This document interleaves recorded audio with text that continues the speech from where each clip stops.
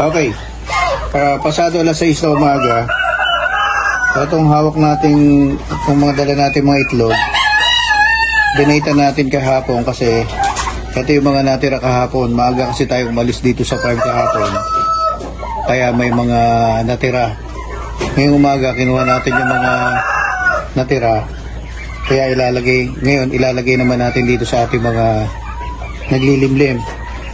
Kung makikita nyo, hindi sila kaparehas ng una na sobrang dami. Kasi medyo nabawasan yung pangitlog ng mga Rhode Island Red natin ngayon.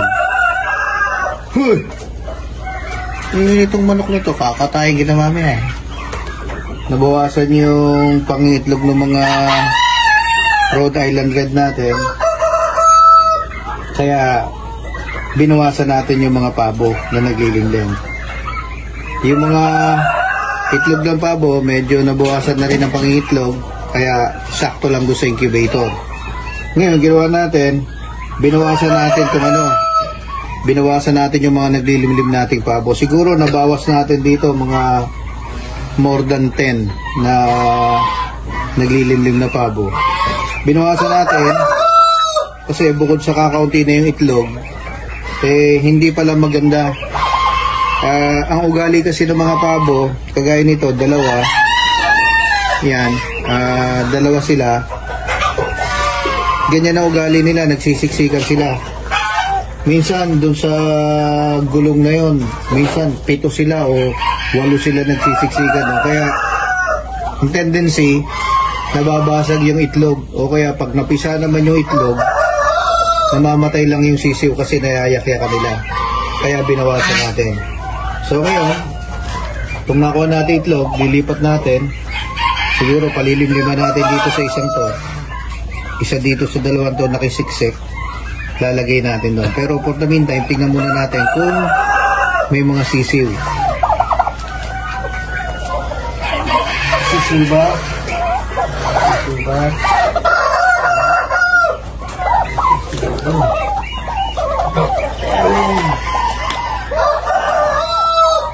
Dalawang sisiw.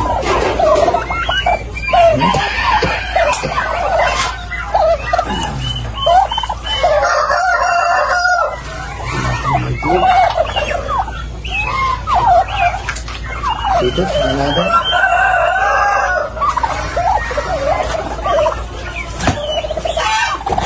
So, ang gagawin natin, yung mga lumang itlog, ito, meron pa isang sisiw. Gagawin natin, yung mga lumang itlog, lalagay natin dito.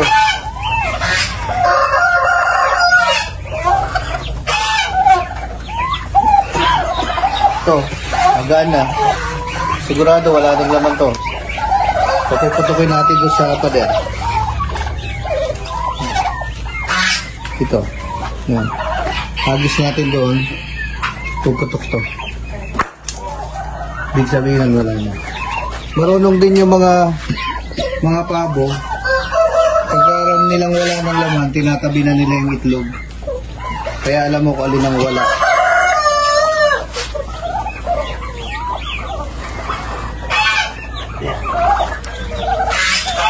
Isa natin ng konti. Tanggalin natin yung mga ipot-ipot. Tanggalin natin sa tabi.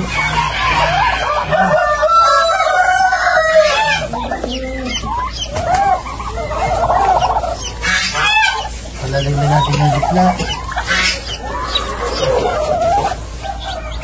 Tsaka din natin ilagay ang bagong itlog.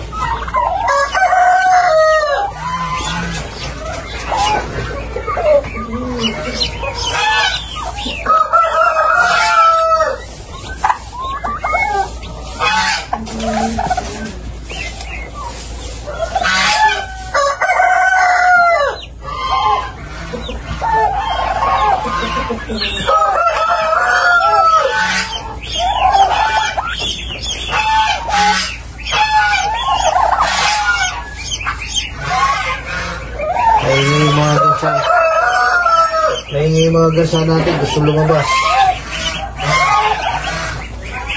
Tapos, dadagdagan na lang natin siya araw-araw.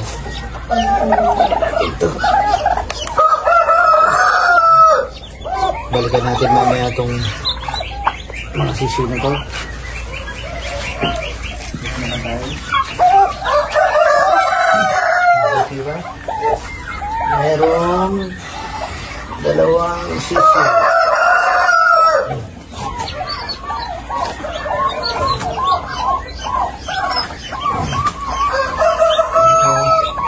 Ito, wala na to, patay na to.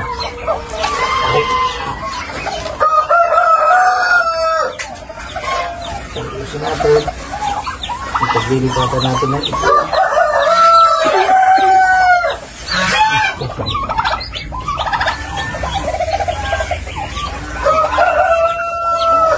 Medyo layo-layo natin kasi nag-aagawan sila ng itlog eh.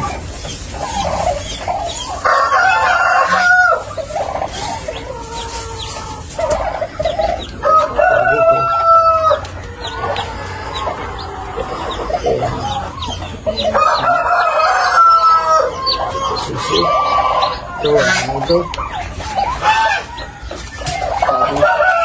Kukunin natin yung isa. Ito.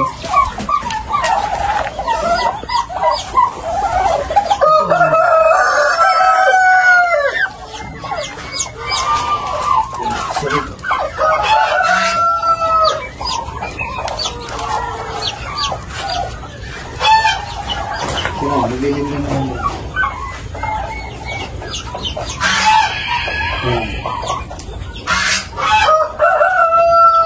Tapos naman, pili na natin yung mga sisi.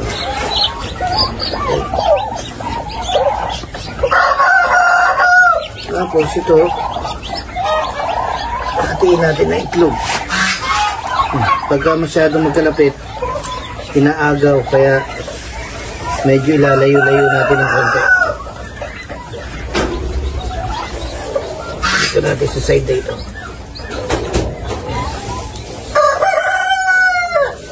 Dito sila ng boundary.